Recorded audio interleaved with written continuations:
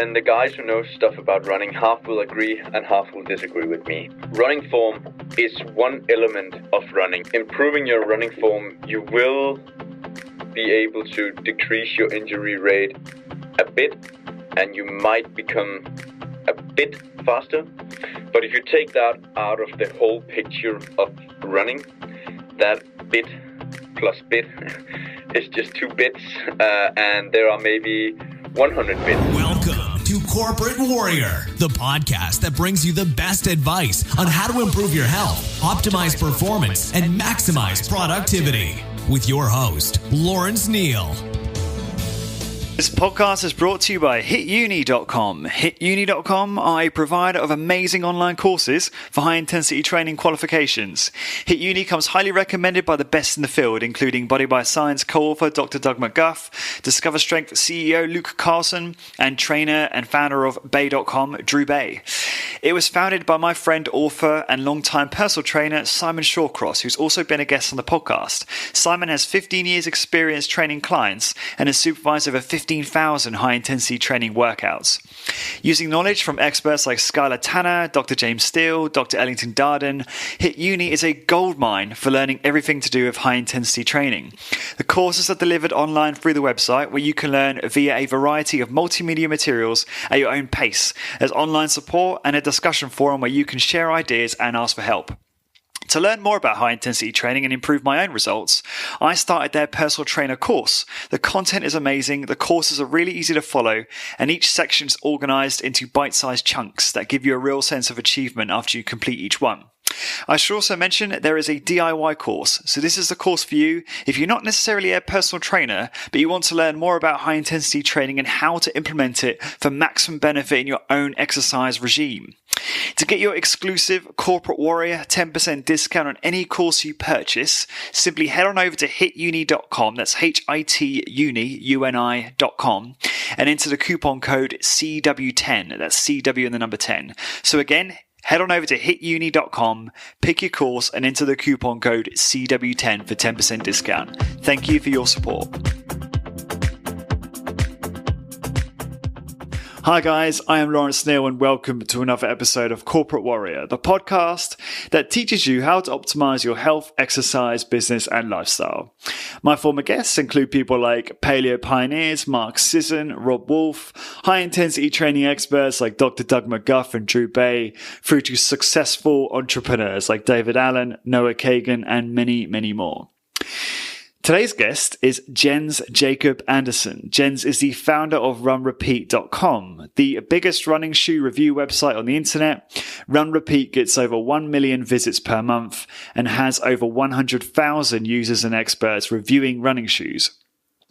What's equally impressive is RunRepeat has only been going for 3 years, and Jens is only 27 years old, which makes me feel a little bit sick. Jens is a running fanatic and a big fan of trail running in the mountains.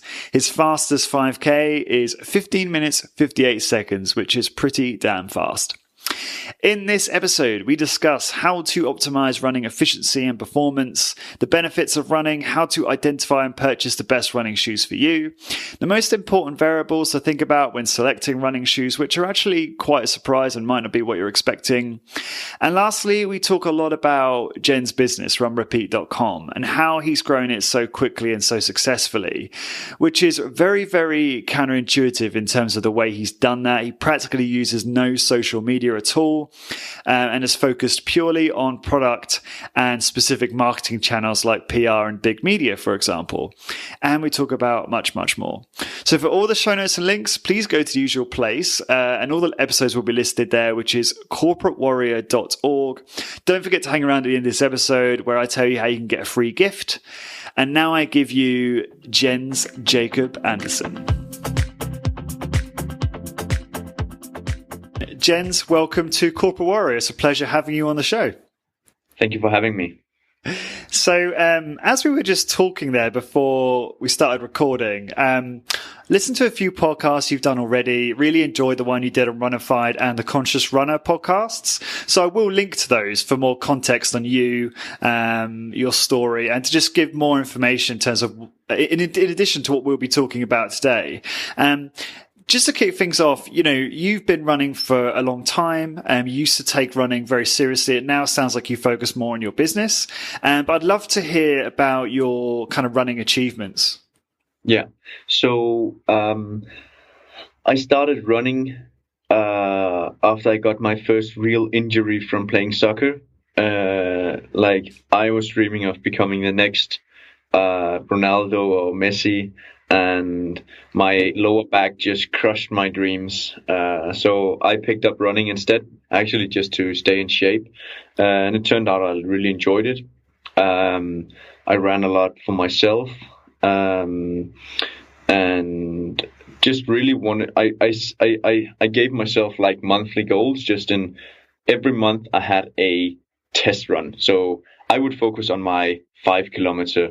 I don't know. Actually, do you call it if it's a 5 kilometer? Do you call it the 3.1 mile distance, or do you have the 3 mile distance, or how do you do? I will say 5K. You would say 5K, yes. Yeah, in the UK, you'd say that. I'm living in Ireland. I'm not sure what they say, but it's probably similar. Yeah. And I'd focus on the 5K. So once a month, I would do a test on the 5K distance. I think nowadays you would probably not do a test every single month. That's pretty rough, I'd say. Like in strength training, I don't think. Yeah, and so some programs you probably do every month, but I think it's pretty heavy to do like a 1 RM test every month. You probably have a bit longer programs, I assume. But I just enjoyed to see the progress. So I started running back then, and it turned out that I was good at it. I was lightweight. I was like 60. I started at 70 kilos and came down to 65 kilos. And in running, weight is everything. So yeah, that's how I started running. Yeah. So what were some of your top achievements within running? Yeah, so my number one top achievement was regional champion in cross country, and that's about 10 years ago now. It happened that a trainer, a coach in a local running club saw me do my intervals and thought I was a pretty good runner and asked if I wanted to come. He convinced me to join, and the first race was this regional championship, and I thought it would be fun. It was running in the forest, sounds fun, so I signed up, and I won it. So that gave me a lot of motivation, but at the same time, it was also the peak of my career. Actually, I had like a short career.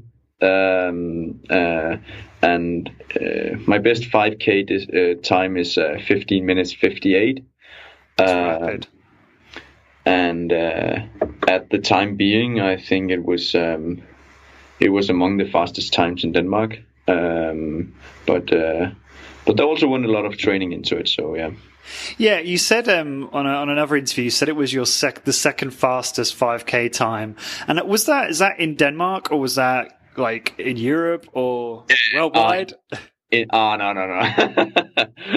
wish. It was just in Denmark, and Denmark is not known for having we have a few Olympian participants, but not like other nations. So it's not too much to brag about. But I think if people run 5K, I think you'd say if you run 5K in 20 minutes, you are in good shape. I would say you're a good runner. So I think below 60 minutes, that's it's not a bad time at all, I'd say. Oh, it's a fantastic time. I used to run a fair bit, so I can tell you that.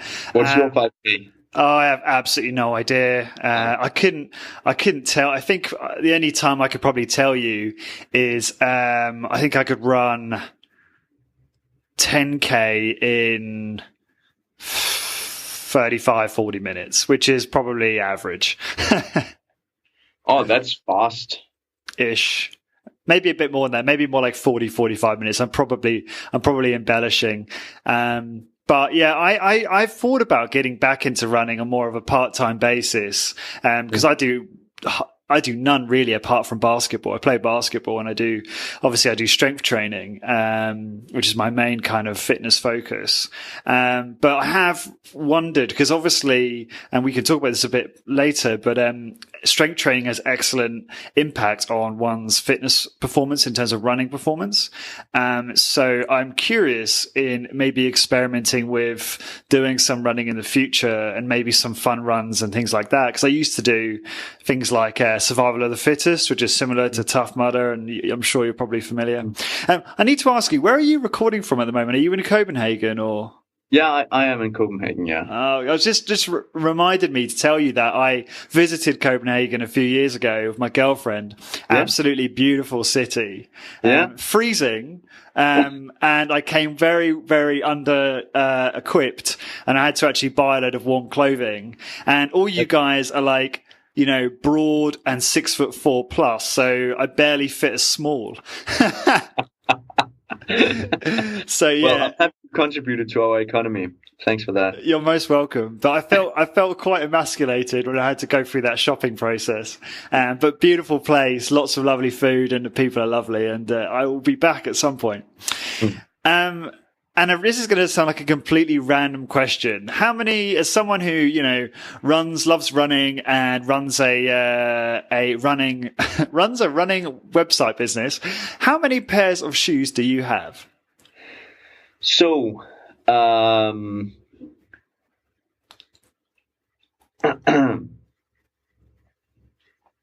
count? I have one pair of sneakers, one pair of sandals, one pair of running shoes, yeah, and one pair of indoor shoes, like for squash and whatever it might be. So I'm pretty minimalistic. I used to own 100 items in total, 5 pieces of underwear, 5 pairs of socks, 4 t-shirts, and so going on. You don't have a lot of stuff if you just have 100 items. It could all be in like a 30-liter backpack, and I did that for 2 years. I was also a nomad at that time, so made sense, and I didn't have anything at home. I just left everything, gave away all my books. I read quite a lot, and it was a really nice feeling just giving away everything. And so I'm actually not against consuming products, but or buying products, purchasing lots of products, but and I'm not against Black Friday or anything like that. But I'm just a believer of not attaching myself to things. So I try to, if there's something I want to buy, I consider if it's something that I need to consider it for at least a month before I actually buy it. If it's like a thing. So yeah, not too many shoes, no. No, I guess I shouldn't be surprised by that answer, because having listened to a number of interviews you've done, I understand that you've really embraced the kind of minimalist values. And I myself find that a very attractive way to live. And I'm probably much more minimalist than most, but perhaps not to the extent that you are. Although I really have very little drive in the way of buying material things. Although one thing I really do want to buy is a new Mac, because this Mac is really old now and it's really on its last legs.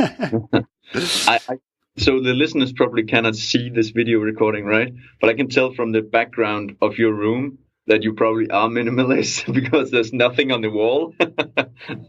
That's right. Well, it's a rental, so I can't be I got to be careful about putting pictures up on the wall in case I mark it. So there is that. But no, you're quite right. There's not much stuff here at all. Okay, so let's talk a little bit about optimizing running performance. You know, myself and my listeners were very, very interested in how to find and optimize for the minimal effective dose when it comes to exercise. So in terms of strength training, you know, how can we have a very effective strength training program that gets the most gains in terms of muscle mass and strength and so on. Now, when it comes to running, can you talk us through like how you used to prepare for 5K or 10K races ahead of time? Yeah. So there's the simple and the advanced version, and somewhere in between. And this audience is probably not people who are running like 40Ks a week, and you don't need to run 40Ks a week at all. But my stand is that quality training above everything. So if you want to become a faster runner, if you want, let's say you agree with yourself that over the next 8 weeks, you want to improve your 5K, just as an example. So day one, you go and run those 5 kilometers, and make sure the starting and ending point is the same so that it's 100% comparable and everything with the wind and everything is like the same. And then let's say you want to train twice a week. I would do one thing only. I would be doing interval training. That's it. Too many runners go out there and jog for, let's say, just do 5K or maybe 10K in an easy pace, and it's good for your health. There's nothing bad about it, but that's just like, then you're gaining 60% where you could have gained 100% of your like the time that you put into it. So I would definitely go for intervals, and specifically in running, you would need to train your maximum oxygen capacity. And I would probably, if you go into like, can I go into specifics, like small specifics? Yeah. Oh yeah, this is a very technical show, so go for it. Okay. So I would probably do something like this. Interval training twice a week.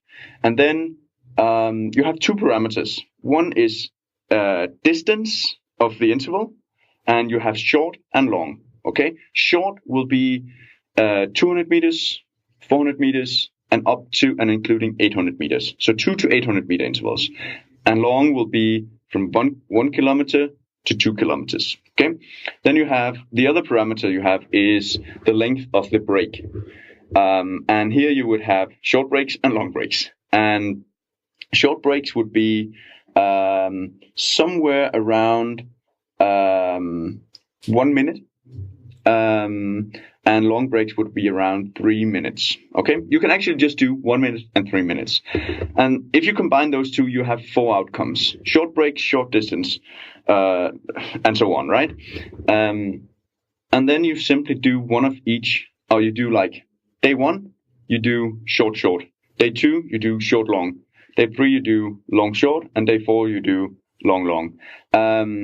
That will give you like a really, really spicy training program for running. I'd say this is what I did. I went from just above 20 minutes to 17 minutes.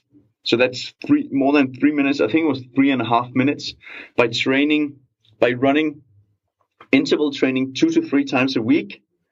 And then I had another 3 trainings, but they were just like 3-kilometer jogs. So it's like really, really slow pace, just like rest. You don't need to have those. But I had just those 3 weekly trainings, and I went from just above 20 minutes to just below 17 minutes in 3 months. That's like really, you can cut off so much of your time. And I think it's amazing that you can do, like, if you train just for 5K, you don't even need to run 5K for throughout your training. And I think many of the listeners will see when I mention this short long, like with the breaks and stuff, many of the same things goes for strength training, I think. Maybe there are some other things, but I mean, if you have longer wrist, you can lift heavier weights. Same goes in running. So you're training different things in running as in strength training, right? Strength training is 100% anaerob without oxygen, and running is, for 5K, I think it's 80% aerob with oxygen and 20% anaerob. But when you're training anaerob, you are also training your aerob system, because Correct. you are deficit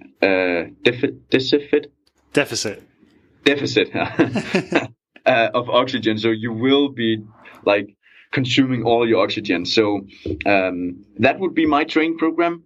And so that will be 4 trainings on 2 weeks. And you just need to do that for 8 weeks total, and then run your final race. Maybe on the 4th week, do a test run. And on the 5th week, slow down slightly, and also on the 8th one, slow down, like just do one training that week and then do your test. I think doing that, you could cut off 10% of your 5K. What about, okay, so time not being a limiting factor, what would be an optimal approach? How would you change that to be an optimal approach for a race? So unlimited time? Oh. Because obviously one should still, I believe, build in somewhat of a rest period between sessions, but I'm assuming you could probably include more volume and frequency potentially. Yeah, I would look at what are the pros doing, and they are running for, I think, 140 to 180 kilometers a week. So it's a matter of volume, lots of training, many hours logged. But again, running is really heavy on your body. So if you compare that to an Olympian swimmer, for instance, he would train a lot more than a runner would, because a runner you cannot run 8 hours a day. I'm not saying you're swimming 8 hours a day, but I don't know how much they're swimming. Are they swimming? I think they're swimming 6 hours plus each day. Really? You cannot run for 6 hours, that's for sure, no matter how good you are. But it's a volume game in the end. If you have unlimited time, you need longer runs as well. Sure. Now, I've had a question submitted from a listener with regard to improving running gait. Have you come across any teachings or perhaps something you've discovered yourself in terms of improving running gait with the aim of lessening the impact on the joints and ligaments? You found any ways to kind of mitigate that potential injury? So this is a really complex topic, and there's no like one answer to all the potential injuries that could come up out there. But one thing that will definitely help is, let's say once every second week, you find a pitch, like grass pitch, soccer pitch, something like that, and then you run with no shoes. That will strengthen your muscles in your feet significantly, because we are born with shoes on basically, and we wear shoes all day. Or at least 8 hours a day, I'd say. And shoes most often have some kind of support, so our muscles aren't trained. And when you don't train your muscles, injuries happen. So that's where the strength training of running in running is really important. So stay injury free by doing some strength training of your feet. And keep in mind that your feet is like 1/3 of all bones in the body. So it's a really complex element of the body. So strengthening those muscles will definitely pay off. Other than that, like following any programs and stuff, I'd just say training your feet will make the most significant difference. Interesting. I remember doing that actually. I was following Tim Ferriss's 4 Hour Body, one of the running protocols in there, and I was running barefoot on grass, trying to avoid glass, because it's one of these parks where you don't know what's going to be in the grass, you know. What about? So one of the things I remember him talking about in the 4 Hour Body is the importance of optimizing your running form. And that I find to be very difficult and very complicated to try and self-correct. Do you have any thoughts on that at all, about how people run inefficiently and how they can improve that? Yeah. Again, a really controversial topic. And when I'm saying something here, then the guys who know stuff about running, half will agree and half will disagree with me. So I'm not saying what I'm saying now might not be the truth. And always be critical to who you're listening to and what's their agenda, etc. But what I will say is that running form is one element of running, and improving your running form, you will be able to decrease your injury rate a bit, and you might become a bit faster. But if you take that out of the whole picture of running, that bit plus bit is just 2 bits, and there are maybe 100 bits.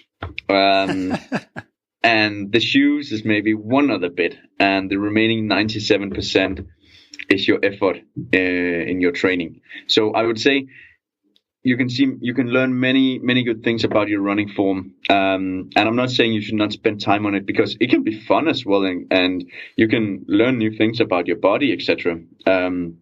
One thing that's really popular is something called pose running or chi running, and basically the idea is that nowadays most people land on the heel, and this movement of pose and chi running is saying that it's better to run and land on your mid or forefoot. The idea behind this is to lower injuries, because you are better balanced off by landing on the mid of your foot. And if you land on the forefoot, then you have then you use this whole bound system where your heel goes down to the ground. And the idea is great, but if you're running 10 kilometers an hour, which I'd say is an average pace, or 12 kilometers an hour, it can be pretty awkward landing on your on your forefoot. So sometimes it does not make sense, and sometimes when you hear about these ideas on running form, it's based on professional runners or runners who've been running for many years. In general, it's a good idea not to land with your feet far away from your body, in front of your body, because when you do that, you put a lot of pressure on single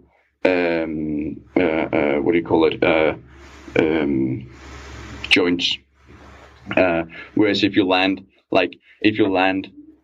below your body weight, you can spread it across your body, so from your ankles all the way to your back. Is it true that you can, one potentially good tactic to do is to actually lean forward with your upper body, so that your feet are almost under you / behind you, so that you're using momentum for advantage?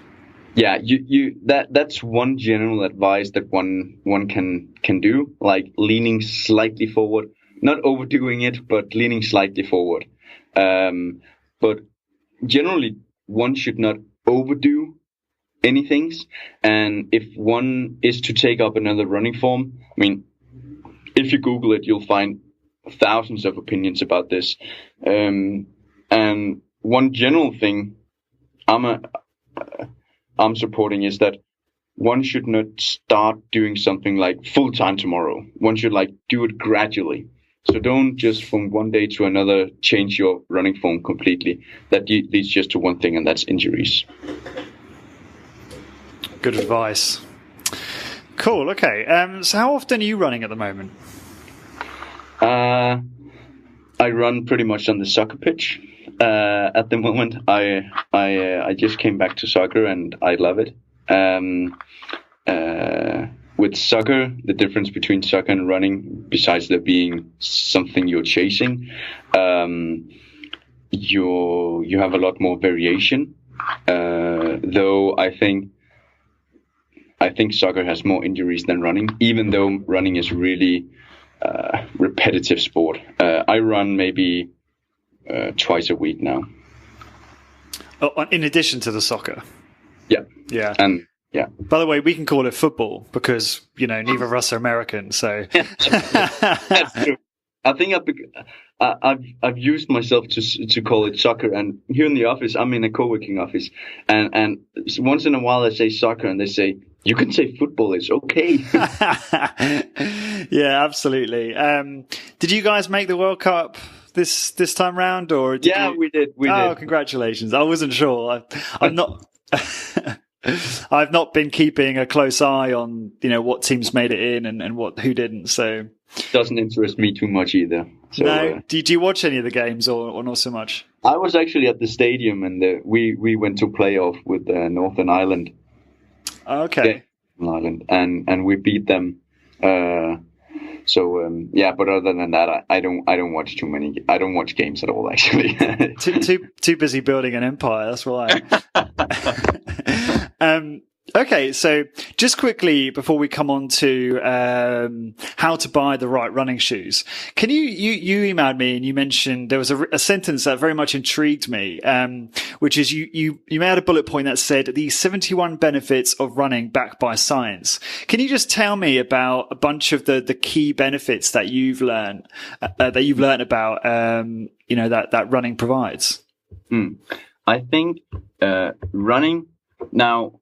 So this article, which we did, has many like general benefits than that many other sports would do as well. And that's important for me to mention, that it's not just running that does this to your body, but basically we just did an article on what happens to your body, like I think it was 24 hours after you run or something like that.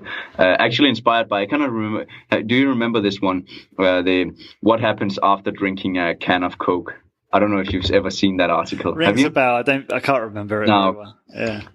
But it's just amazing how many benefits there are of running. Like if we take the basics, like you become a happier person, which is like to many what life is about. You become more productive in your work and a quicker learner. You're concentrated for longer time. You have more energy.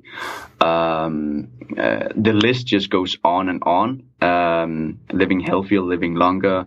Actually, there's been studies of people showing that people are looking better when they are actually running. I think it's something with like your facial expressions and stuff.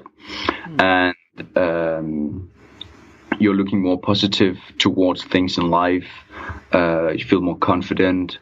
You become smarter. So the list goes on, and this was all backed by science. So yeah. What about is there any that stand out in terms of like physiological stimulus, like improvements to cardiovascular system? I know you're not an expert in this field necessarily, but I just wondered if you remember any. I mean, there are many benefits to the body of that. I think, but that goes with many other sports as well, I'd say, and also with. I actually, it's my opinion that that strength training is probably, now I know it's not running, but I'd say strength training is probably the best thing for anyone in the world to do once a week. I'd say, like doing one full body program once a week. What got you to that belief or that conclusion? I mean, I would agree with you wholeheartedly, and so would many of my listeners. But what makes you think that?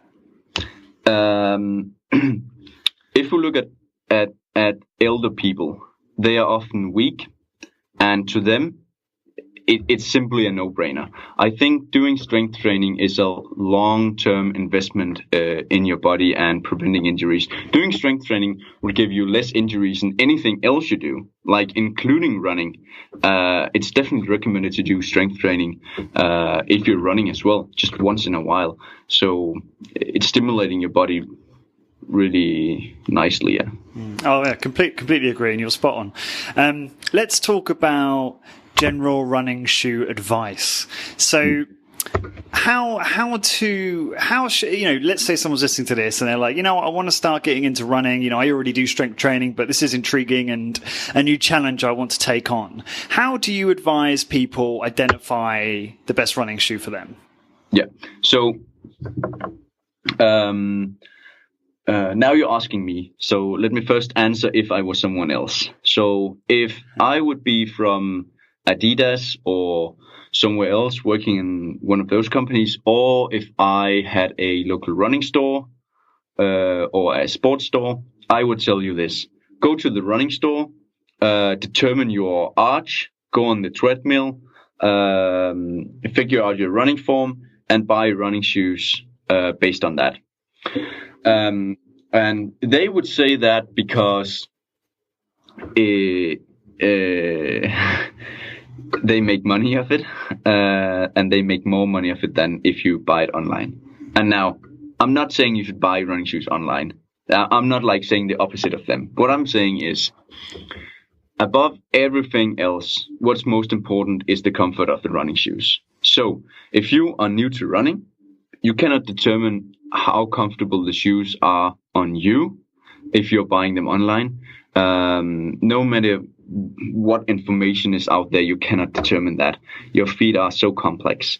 So I would definitely go to a local running store, go on the treadmill, and try 5-10 different pairs of running shoes and pick the ones that are most comfortable.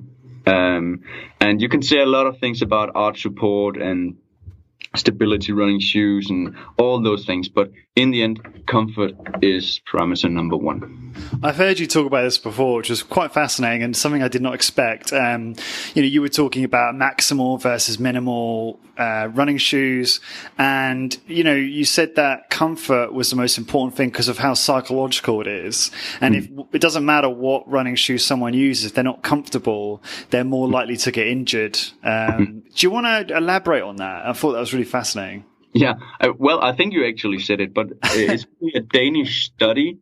There's been a Danish study at Aarhus University, or was it Aarhus University? I cannot remember. And I think they looked at 6,000 runners over a period of time and tested how people got injured. And some got shoes based on advice from salespeople in running stores, and some all picked neutral shoes. So neutral shoes don't have any arch support, but they still do have cushioning and all those things. And what happened was that there was absolutely no difference in the injury rate of the runners. So this doesn't tell you that you should not care about arch support, but it just tells you that arch support isn't everything, and injuries maybe it's my opinion that it's a tiny bit of injuries that actually come from running shoes, and the remaining is from your training. I mean, it's the same if you're going to the gym and you're wearing gloves. It's not the gloves that make you that gets you injured. It's the intensity of your training or how your body is moving. And I share that on running shoes as well. Yeah. That's fascinating because this is something I've had a conversation with someone recently. It's so difficult to pinpoint the cause of injury in anything because there's so many variables, right? Indeed. And so the brands will do everything they can to tell you about their new technology and how this prevents injuries and so on. But in the end, running shoes haven't changed that much. And when we look at the reviews, or when I look at the reviews at Run Repeat, I see that generally people are satisfied with their running shoes.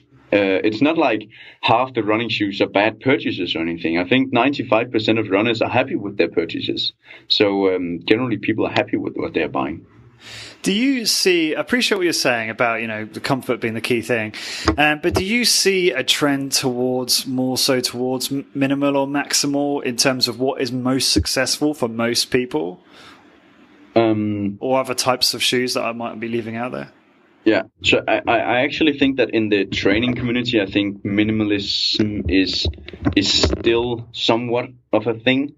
But in running, it's a really small part of the market.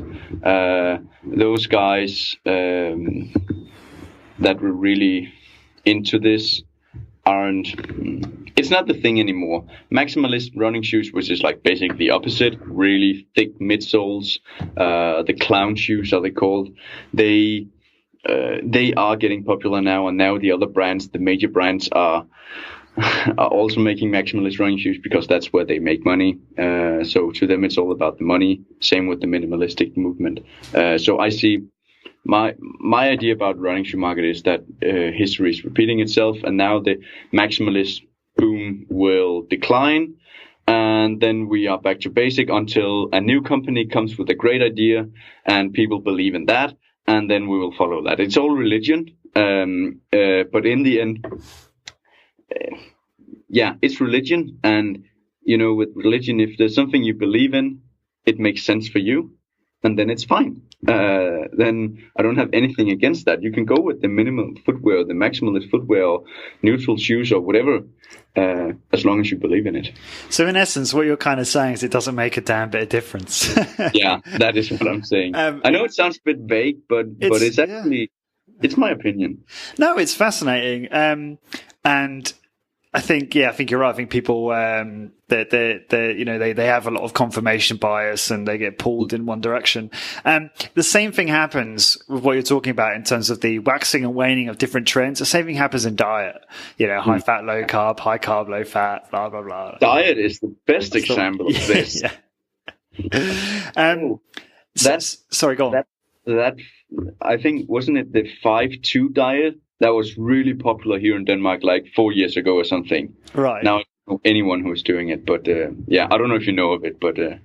You guys, actually, one thing I did notice when I was in Copenhagen is how health conscious you are. You've got a lot of restaurants that will have like paleo meal or like healthier, I should say, options on the menu. Very health conscious, which I thought was really cool. And that's actually across Scandinavia, really, isn't it? That kind of awareness seems to be more prevalent there than it does anywhere else.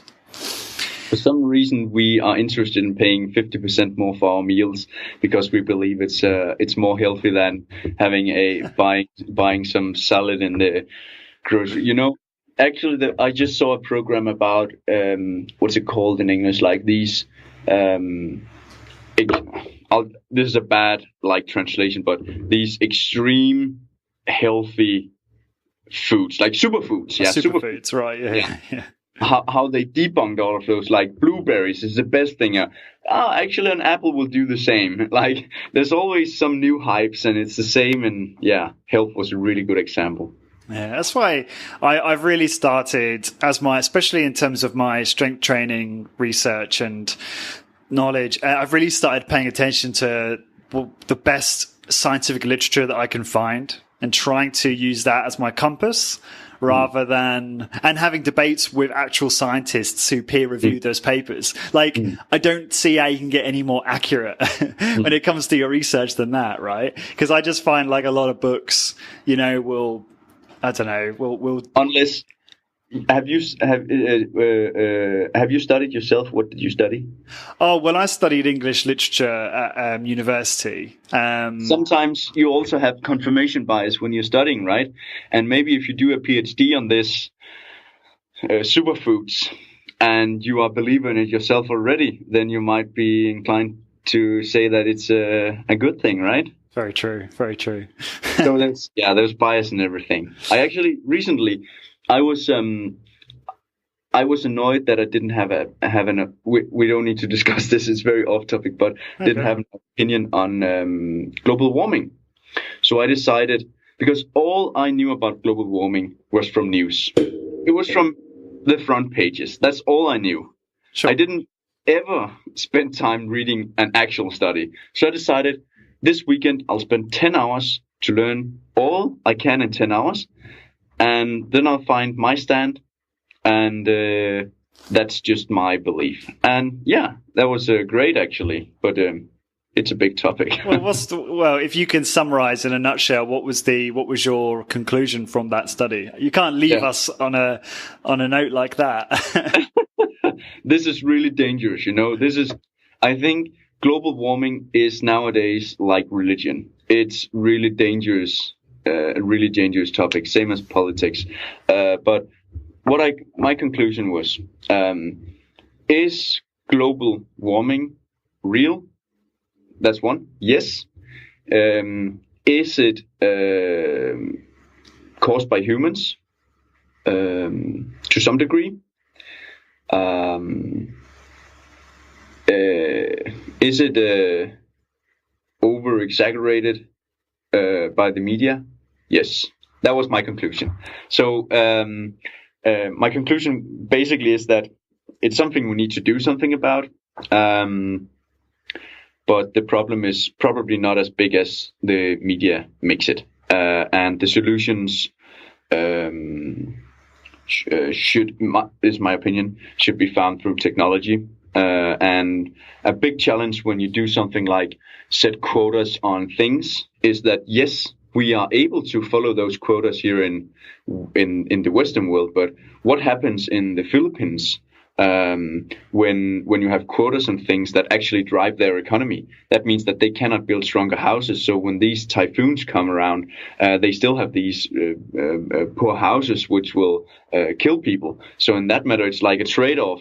Should you develop the economy more for the developing countries, or should you put taxes on things? So yeah, but very controversial topic. I don't know what's your opinion. Well, I'm going to just leave it there because I'm completely uninformed on the topic. Okay. And that's what I like about you in this case, is you didn't have an opinion because you didn't know. And you actually said, no, you know what? I'm uninformed. I'm going to go away and study this. It's not something I've really looked into. You know, obviously I've heard people have told me what they think because everyone's a bloody expert, but they're not. And they really don't have a damn clue for the most part. But, you know, I'll entertain it. And, but no, I have actually no real opinion, to be honest, Jens. So maybe but you've intrigued me, and maybe I will spend 10 hours myself delving into the literature. I'll send you one video afterwards. It's a 3-minute video. I just wanted to watch that one. Cool. So getting back to running. So this is interesting. So I very much embrace the kind of barefoot movement. You know, I purchased Vivo Barefoot years ago. I did have a pair of I actually swapped my work shoes. So I used to be in a B2B technology sales career. And I actually hated wearing, I kind of was kind of sold on the whole, you know, you should try and be as close to barefoot as possible. That's how we're meant to be, blah, blah, blah. I didn't really look at it any further than that. So I bought a pair of black barefoot shoes so that I could wear them around the office, and hopefully people wouldn't notice that they were trainers and not nice suit shoes. Obviously they looked ridiculous. But I wore them anyway because I was so, you know, I was so keen to try and improve I quote, improve my health, my posture. Now, I also bought a pair of kind of trail running barefoot shoes, and I decided to train and actually run with these during an off-road survival of the fittest 10K race or 12K race, which is a kind of medium distance race with obstacles. And I didn't really put the training in that I should have, and the race was so hard because of these shoes, because of the shoes. And I'm sure you've experienced this or heard others talk about it. I was absolutely exhausted. I found that it was totally different motor kind of patterns, and it taxed my cardiovascular system in a completely different way. And I was awful. My performance was terrible. I also had a few pints of beer the night before, which probably didn't help. But this was many years ago. So I'm with you on this whole, you know, I think I was kind of a bit of a fool for just embracing barefoot footwear when really I should have probably gone with something more comfortable that would have actually helped my performance. Is that something you hear about a lot from people that try out barefoot running shoes? And what are your thoughts? I mean, you don't have to talk about the brand specifically, but what are your thoughts about, you know, Vivo Barefoot and their footwear and stuff like that? So I don't need to talk about brands, but let's talk about Vivo Barefoot. Yeah, sorry, I snuck that in there. I think there are really many good things about minimal footwear, and I think you did the right thing about wearing them in your everyday life. I think that's an excellent idea. One thing that's important here is that one doesn't go on and do a race on day one in these completely new running shoes, run 12K, an obstacle course race, without having trained in them before and without transitioning to being used to this. And that's probably why you were so sore and why it was such a big challenge for you. So I think there are many good things about them. But we humans, myself included, especially myself included, tend to get enthusiastic about something. Because we can somehow identify ourselves with it or whatever it might be, and we just want to be all in from day one. And that's just red alert always. So I think it comes down to that. That's good advice. So I want to ask you a few questions about your business before we wrap up. So you've got this extraordinarily successful running review website called runrepeat.com. And I've obviously come to know just how big it is. And it's, correct me if I'm wrong, but it's the most popular running shoe website on the internet, getting around just over 1 million hits per month. Is that correct? You've digged up a lot of information. Well, I have to do my research, don't I? And are you only 26? Is that right? 27, yeah. Jesus, that is an impressive feat at your age. So I picked up that you were a statistician, I think, or you studied that before doing this business. Can you talk to us a little bit about, what was your career leading up to founding Run Repeat? Yeah. So I studied business. I only managed to do a bachelor, and then I wanted to get into the real life. I thought at some point I should be a professor in statistics, and was offered to go that way. I really enjoyed statistics and taught statistics for 2 years, statistics and forecasting. I love numbers. I have a fetish for two things. That's shoes and it's numbers, those two things. And now I've somewhat managed to combine them. So I had a running store. And how did you set up the store? What's that? How did you set up the store? How did that start? Was that an online store or a? This one was an online store. I started the first one when I was 17 in high school. And I was really enthused by it and really enjoyed doing this small business of mine. And so when I was in the middle of my studies at uni, I started this online running store, and it was just in Denmark and Sweden. It was really interesting, and I learned a lot, including that people buy the same running shoes. All people buy the same running shoes, the ones that are promoted a lot. And that annoyed me because they are not always the better ones. Take Vivo, as you mentioned. They do some amazing footwear, but rarely anyone knows about them, as compared to Nike, for instance. So why are people buying Nike? Because they're promoted a lot. And they're not buying Vivo for the same reason. They are not promoted. So I wanted to create a database of running shoes, and I just wanted all running shoes to be there with all the information on running shoes. The next thing that we want to do, or I want us to do, is to have lab tests of the running shoes. So I'm looking into equipment, but it's rather expensive. It's $150,000 to buy this test equipment, but then we'll be able to test really many things in these shoes and can quantify it all. That will be amazing. But there's also a lot of work in that, so it's like a trade-off. Cannot really figure out if I should do it. But that's how Run Repeat came about. Cool. It's a great website, and I had a quick gander earlier today. Very clean. I like how you've gone. You can very much see your kind of minimalist mindset is very much in your website. No advertising, straight to the point, very clear messaging, and then you've got all of the data for the shoes, which is really cool. And if I decide that I'm going to really go down this rabbit hole in terms of buying a new pair of running shoes and so on, I will definitely go to your site to review them. Now, one thing that really caught my ear when you were talking about business is how little you do in the way of social media, which always comforts me, because I freaking hate doing social media marketing, because I just want to create content. And then I watch some video by Gary Vaynerchuk and he tells me that I need to be on Instagram all day long. So how do you think about social media, and how do you use it in your business, if at all? Oh, I love it. So social media is one of many channels.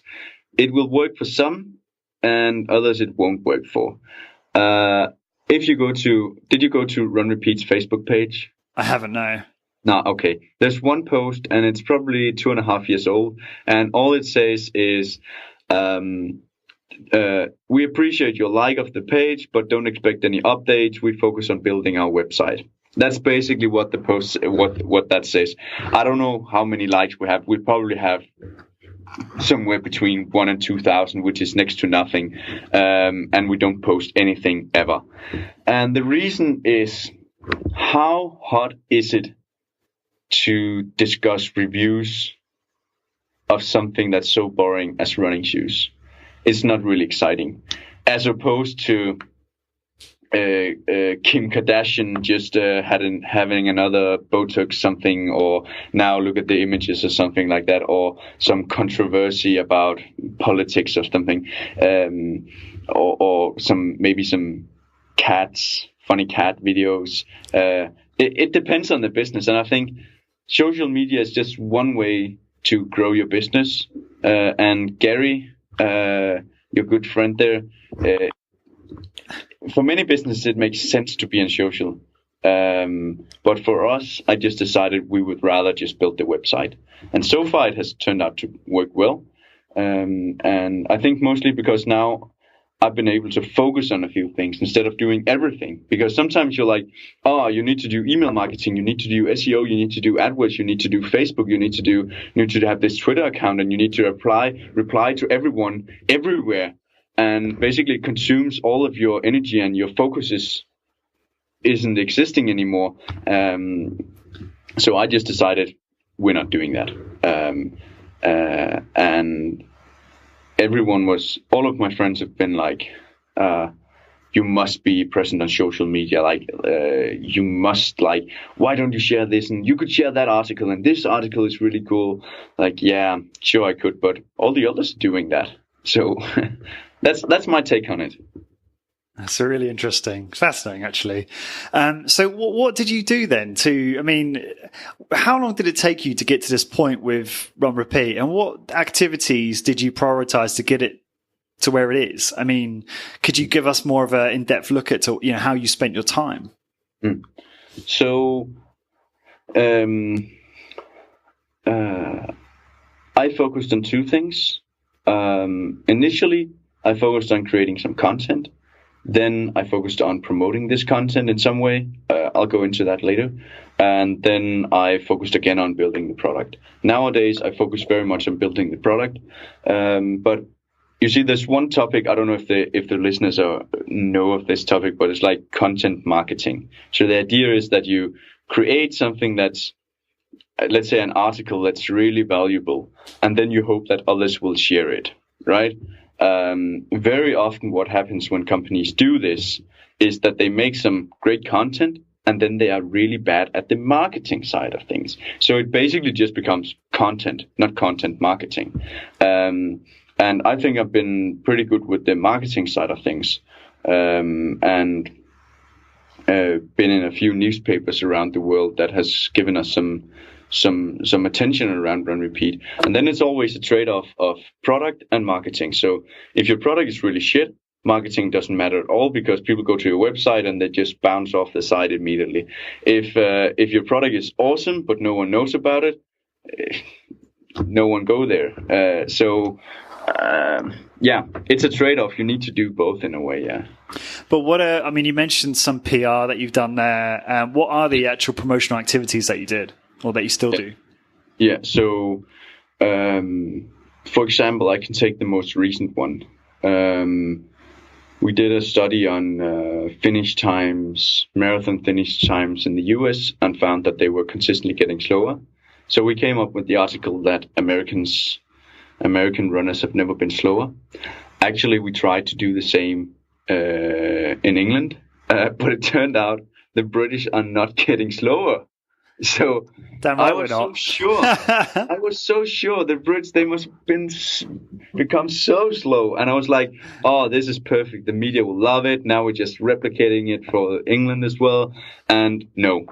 And then we tried to look in like health data from the government, and you made some reforms that could have impacted this and things. And we thought, okay, maybe we can make a study around how this health reform has actually impacted the finish times in marathons, and how people have become more healthy, and pull some data from some statistical databases and to support our hypothesis.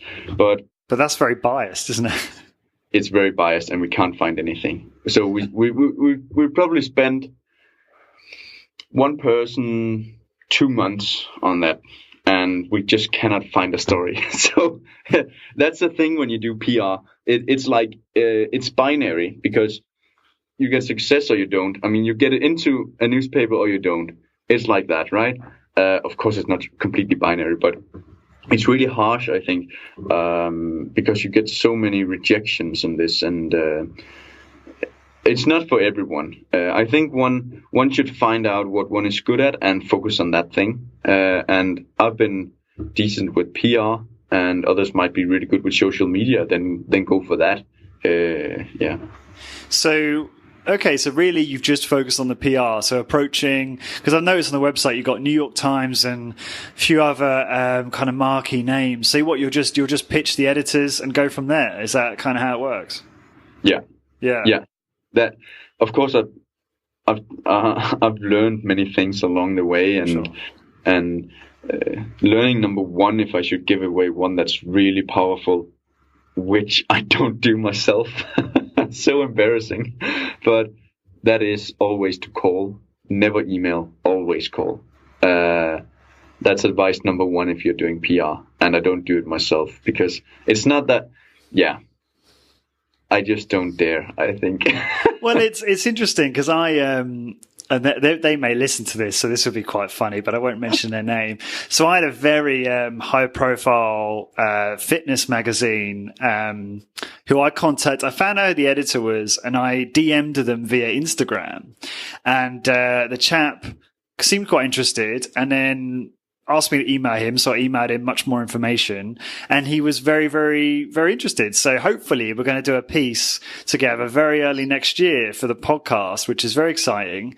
But I do think that I agree with you. Like, obviously picking up the phone is a powerful tactic, but there are a number of ways that, you can reach these people and build those relationships. And a lot of them want the content.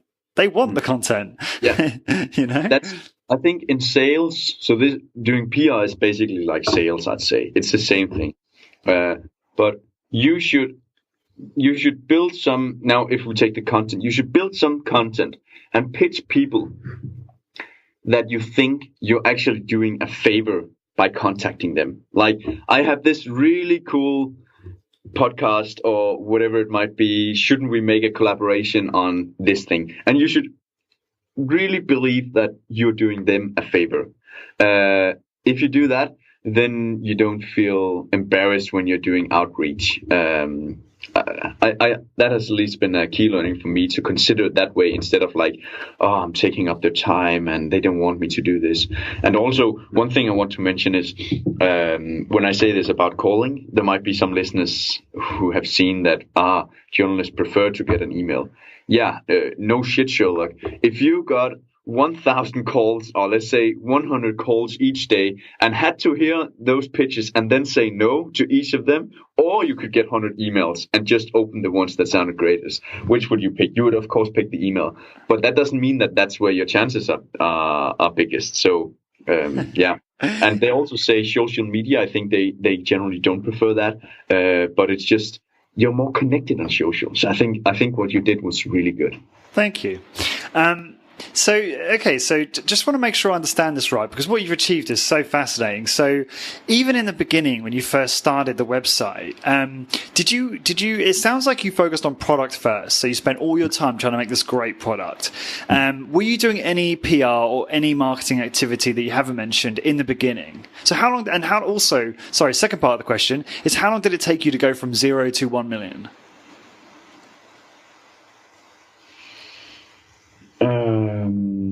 0 to 1 million. Just thinking. It's rather recent that we hit 1 million, and we've been around for 3 years. Right, that's fast. Yeah.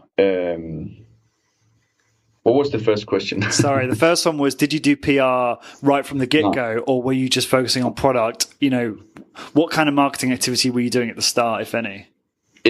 For me, it has always been PR, actually. I've been trying to do something that could be fun or interesting for the media to cover.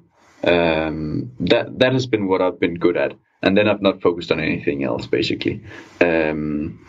and I didn't do it in the beginning. Then I did like a full push for maybe 4 months. Where I focused very much on like pitching the media, and from then on, I'd say I focus way more on product than on promoting it. But maybe that's just because it has been mentioned in many newspapers now. So now I feel like the product needs to improve rather than the other part. By the way, we are adding a new category to the site soon, which will be training. So that will include like weightlifting shoes, CrossFit shoes, that kind of stuff. And also hiking as well. So that's the new thing on the product side of things, to add a few more verticals. It sounds excellent, and no, it's just really interesting how you've been able to achieve this. And I will encourage the listeners to check out the Conscious Running podcast that you did, if they're interested in more specifics about the way you review the shoes. Because you go into that in a lot of detail on that episode. But look, this has been really good, Jens, and I wish I could ask you 100 more questions now about your business. So maybe we'll have to do a part 2 at some point, just focused on business stuff, if you're interested. But yeah, it's been a pleasure. What's the best way for people to find out more about you and keep on tabs of what you're up to? So you can add me on social, on Facebook or Twitter, but I'm not sure if you'll enjoy it. There's not much going on. You can always send me an email at Jens, Jens @runrepeat.com. Feedback about this podcast or about Run Repeat, or any ideas, or if you're into training, like anything that's within the training category. So that is like what I just mentioned, like weightlifting, bodybuilding, CrossFit. Those categories, obstacle course racing, then you can also apply for a job at Run Repeat, because we're looking for like someone to be like the owner of that category. Also, Lawrence, there's another category coming up, which will be basketball. Cool. I'll be very interested in that. Yeah.